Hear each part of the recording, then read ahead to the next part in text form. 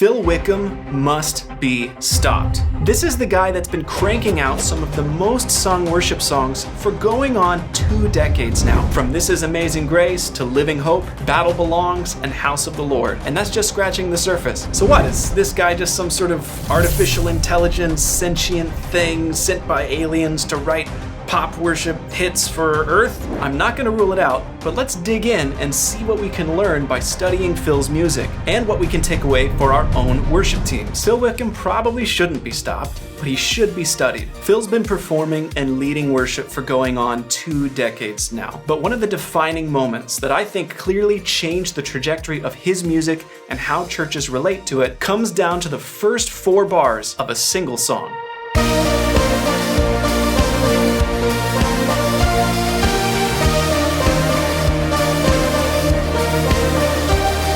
That's right, we're talking about This Is Amazing Grace. This was Phil Wickham's congregational worship breakout hit, according to Spotify, by far his most popular song, and 10 years later now has stood the test of time. In my opinion, this changed everything for the way churches use and relate to Phil Wickham's music. And this song is awesome. It's got that catchy synth riff.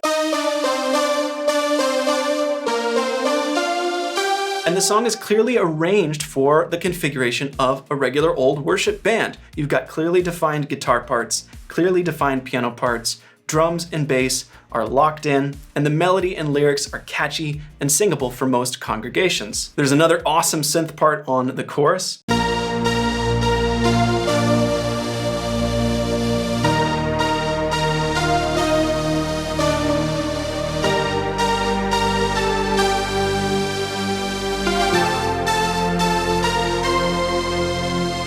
Then of course the chorus ends with that great pause. Jesus, I sing of all that you've done for me. And then right back we go into that instrumental.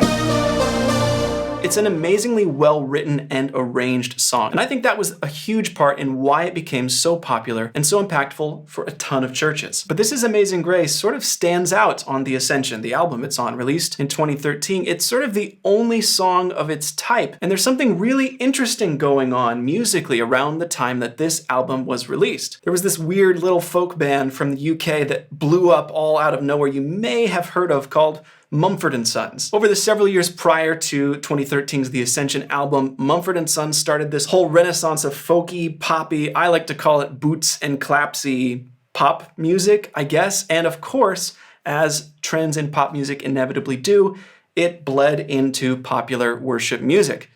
Just let me show you what I mean. You're gonna understand it right away. Check out the title track from this album, The Ascension.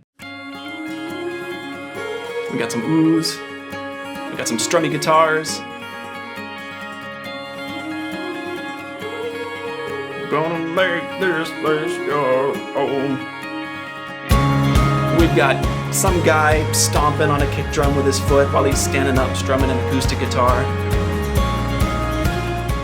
Anyways, you get the idea. There's a lot of this sort of boots and claps vibe all over the Ascension album. And honestly, some of that hasn't aged super well. That trend died down really, really fast. But This Is Amazing Grace doesn't have any boots and claps at all. And that's why I think it stood the test of time. So how did This Is Amazing Grace end up on this album? Well, we actually get something of a sneak peek at this career-defining song 2 whole years earlier on Phil's prior record, released in 2011, called Response. There's a particular song on Response, which is a great album, by the way, one of his most congregational, in my opinion, and underplayed. There's a song on Response called This Is the Day, and at first it just sounds like a regular, early era Phil Wickham song, but it gets really interesting as it leads into the chorus. Let's listen to the first verse into the chorus of this song, and I want you to see if you can hear what I hear.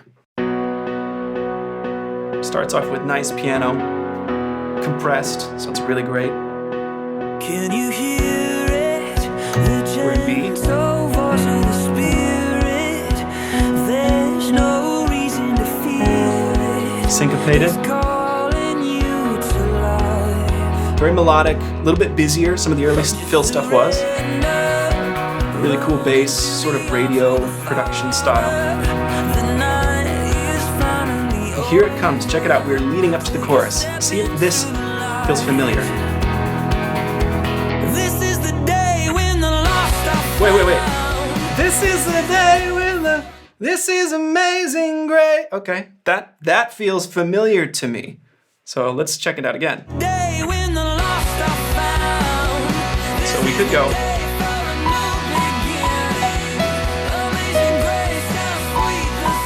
Okay, we go back to the 1 instead of the 6.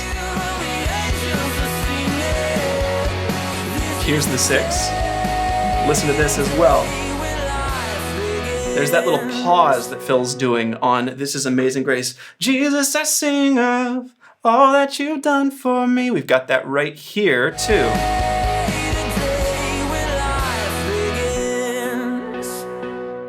To me, this song is clearly an early ancestor of This Is Amazing Grace. I'm not saying that it was directly reworked, but you can hear the sensibilities of This Is Amazing Grace in this song, especially in the way that you come into and out of the chorus. So as far as I'm concerned, we wouldn't have This Is Amazing Grace without This Is the Day. We also wouldn't have This Is Amazing Grace without Pete Kipley, Phil Wickham's longtime producer and collaborator who handled a lot of the sequencing, the keys programming across his discography all the way from 2006 up to 2018. So how in the world would Phil ever follow up the impact and success of This Is Amazing Grace? Well, according to Phil himself, that follow-up almost never happened. You see, something transpired after the 2013 album that nearly ended his career. In the early days, Phil Wickham was quite prolific, releasing a new album, EP, or live recording every single year from 2006 all the way to 2013. And truly, I wish we had the time to dive deeper into the early days of his discography. From the radio-ready Divine Romance from his self-titled, For You I Sing and Dance, My Heart in This Divine Romance, and My Hand, da, da, da, to the title track on Cannons, You are holy, great and mighty, the moon and the stars declare who you are. You're Beautiful on the same record. Man, I love this song. Oh, you're beautiful. Especially that little riff.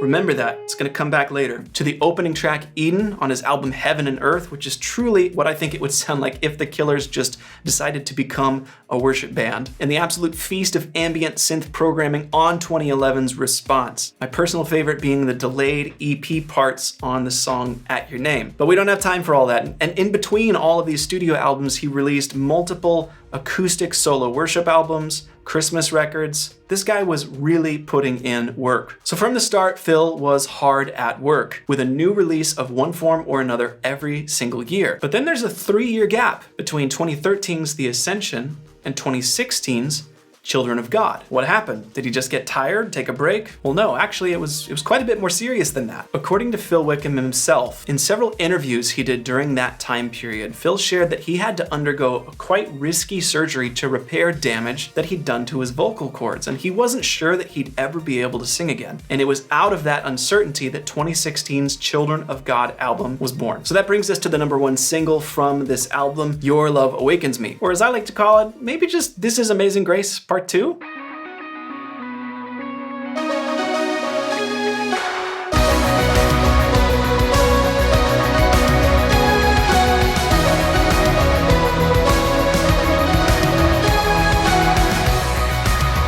It is an awesome song, but it feels very familiar. So how did Phil sort of get away with this? Because it's clearly a spiritual successor to This Is Amazing Grace, but it feels fresh. Let's start off by talking about the bare bones, the structure of the song itself. It actually follows pretty much an identical song map.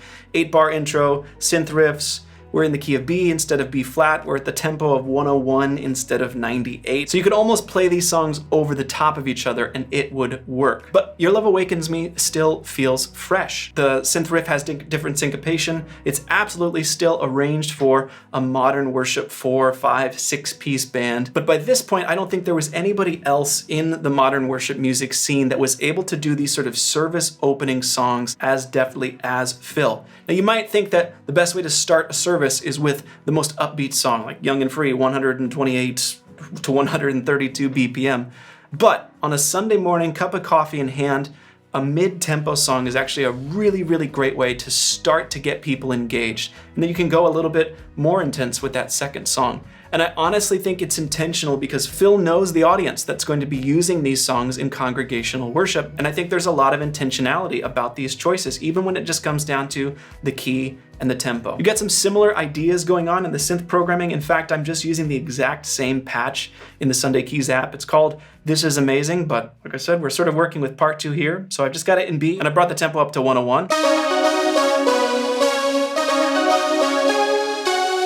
Really, really nice riff, much busier, and I think that separates it a little bit. And there's different stuff going on with the guitar parts. You've got this big tom groove from the drums. And honestly, I think this song earns its place as an important part of Phil's discography. But it's really interesting to see this intentional progression and sort of this purposeful reimagining of the formula that This Is Amazing Grace established. In general, I find Children of God to be a really, really listenable album. The production is great. There's not a hint of boots and claps anywhere.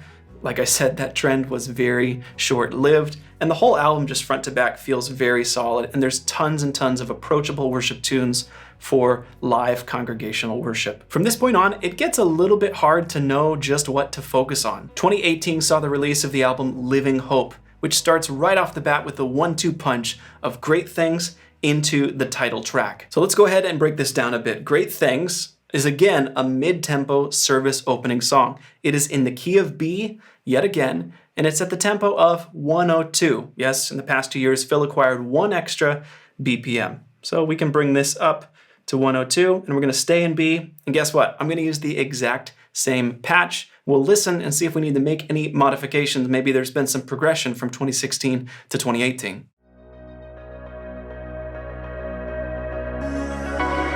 Ooh, love that synth. We've got toms, we've got crash, 4 on the floor.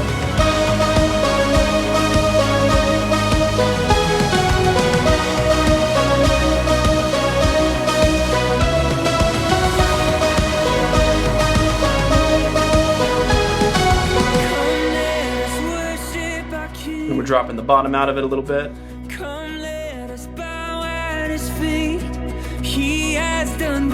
And then we've got this little piano riff right here. So let's stop and talk about that, because I'm gonna pull out the synth lead sound and we'll bring in an acoustic piano to cover that. I'm gonna use this Church Grand Crushed. These last 2 service openers don't really have a bunch of piano. So this is a progression in terms of the sonics that are used. So.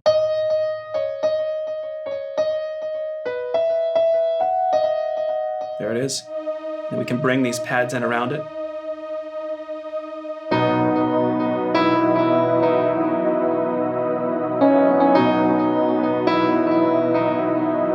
He has done great things.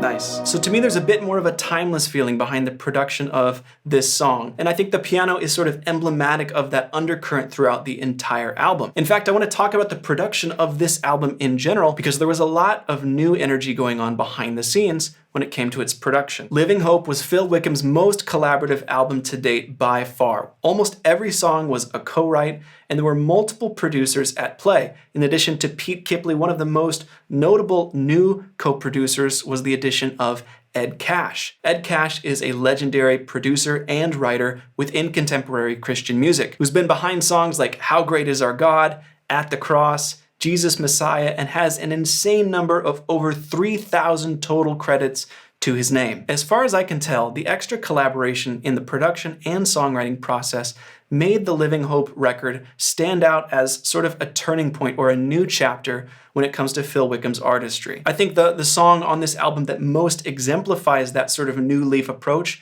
is the title track. Let's check it out.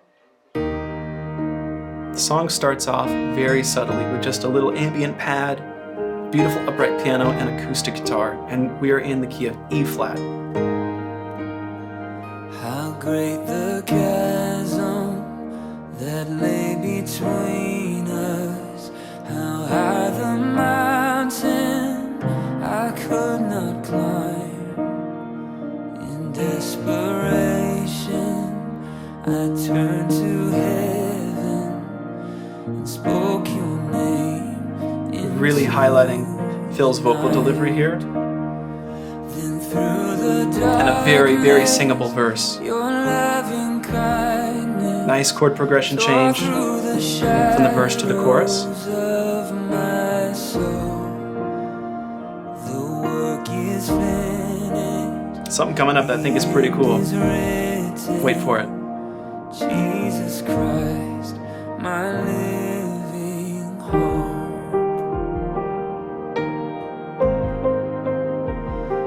Wait, what was that? Check that out.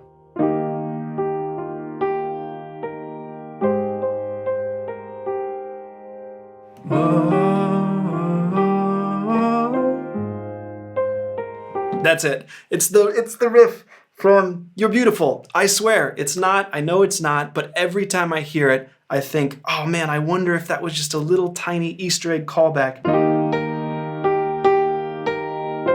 Because it's an interesting break. There's just this little pause, this bar where everything else just sort of sits and hangs before they come into the second verse. And there's this little musical moment that doesn't show up anywhere else in the song where the piano right hand just...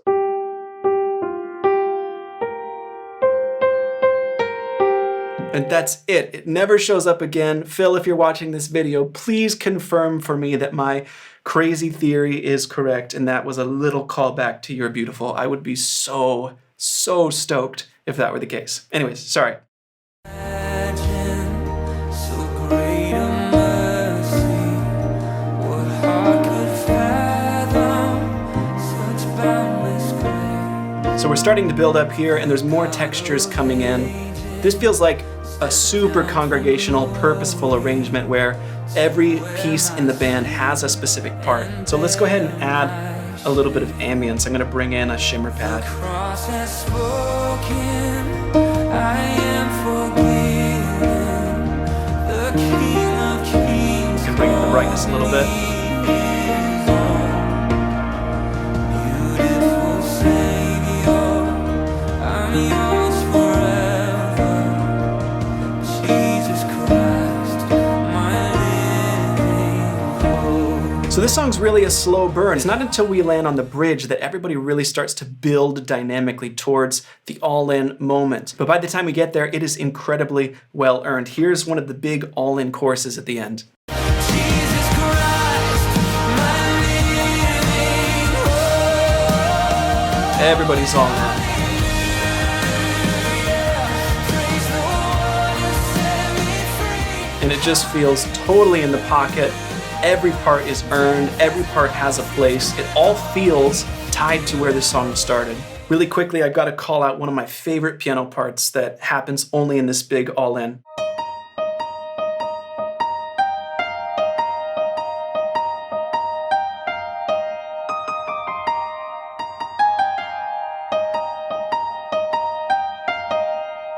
So they've got that doubled up with like big brights synths on the production. So we could go here and we could pull in a big synth lead. Maybe I'll just do this one.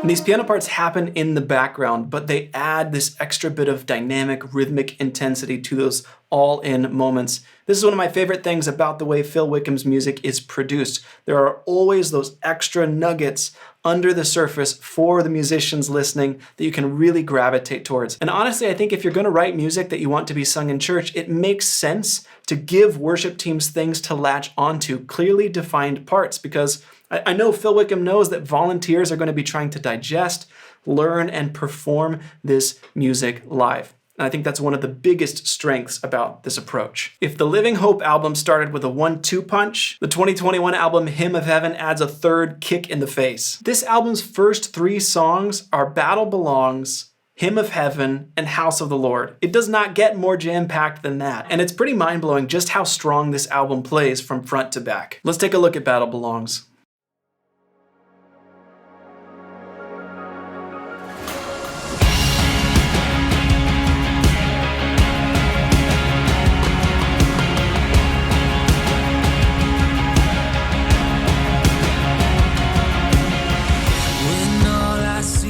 On its face, Battle Belongs actually feels very distinct and different to me. And it is different in some ways. It's in the key of D flat, but guess what tempo? 102. This is a mid-tempo service opener through and through. I've got to say, I love the sort of grungy start that we get going on here. It is really, really cool, and all those extra toms are awesome. Maybe even a little boots and clapsy?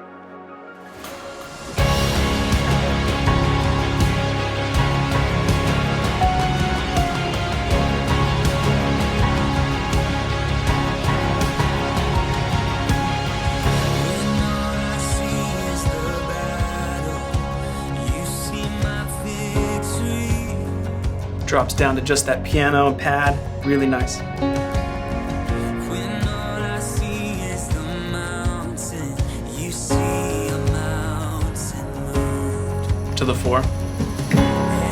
Little skip, right back into the verse. Keeps it tight, keeps it short. Your love surrounds me.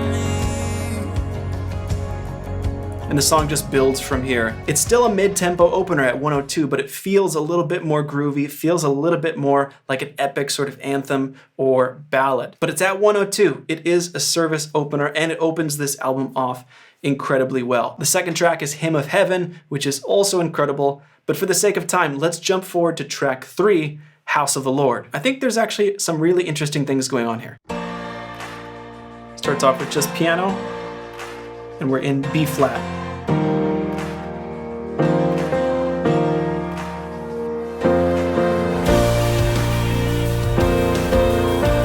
Builds up.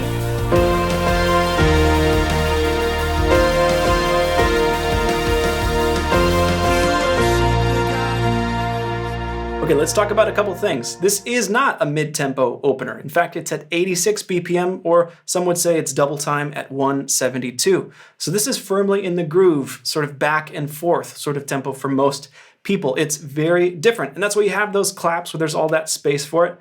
But it's definitely still an opening song. It's bright, it's big, it's bold. You've got these really cool sort of synth parts that open everything up.